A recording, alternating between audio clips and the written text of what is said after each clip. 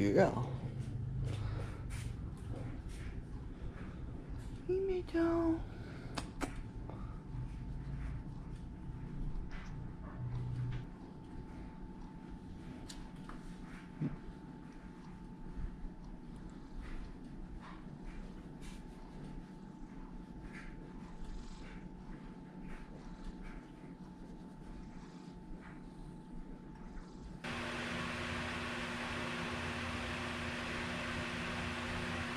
Hello everyone, welcome to Friday.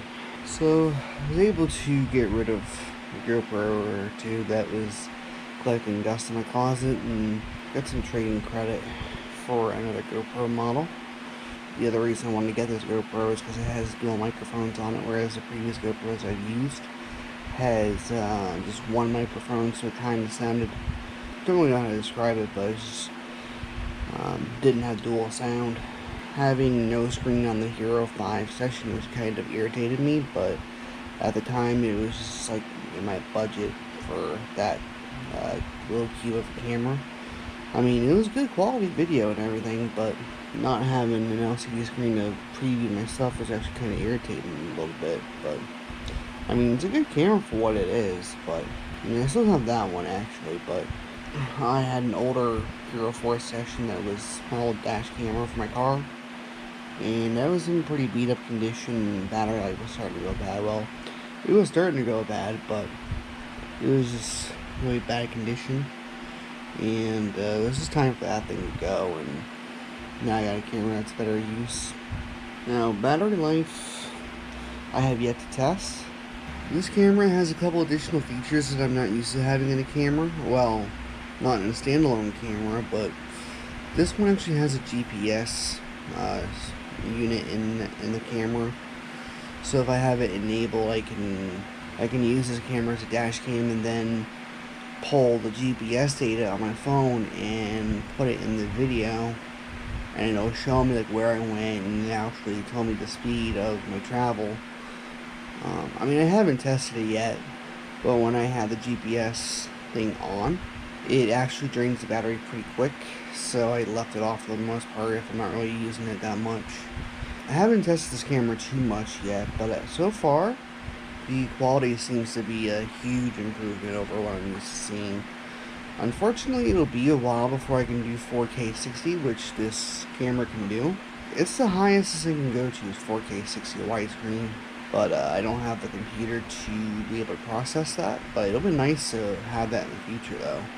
Plus the other thing that this GoPro has, I mean, granted the Hero 5 session had the video image stabilization. It was electronic, so it wasn't an optical thing, so it was the software on it that was doing it. It was processing it on the software end rather than the lens being built for it automatically. But I think it's the same thing for the Hero 7 Black.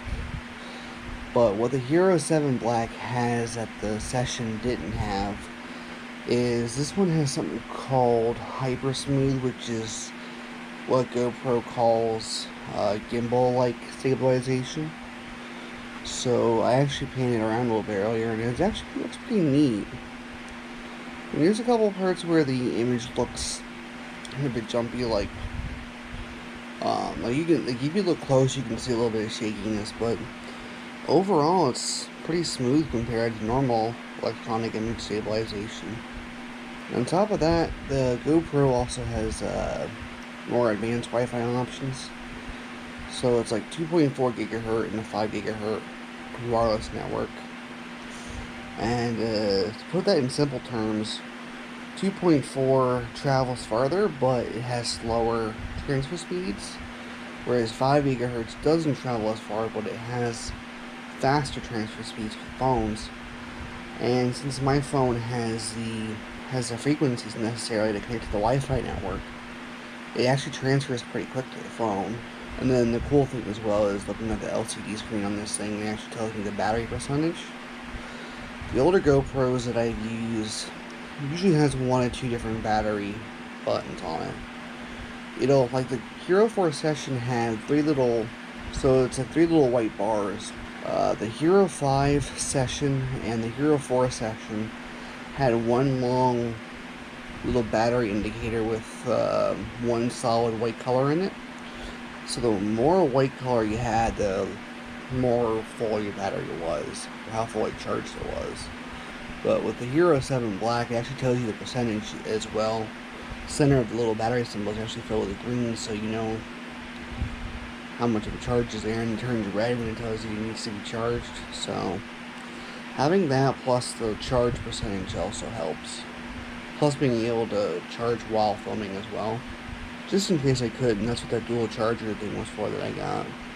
But yeah, I'm not going to go too much more into technical specifications right now, because I don't want to make this too long of a vlog, and I want to test it more before I can, even though I know what I'm talking about, kind of, I want to get more of a test with this camera before I go into further detail about it.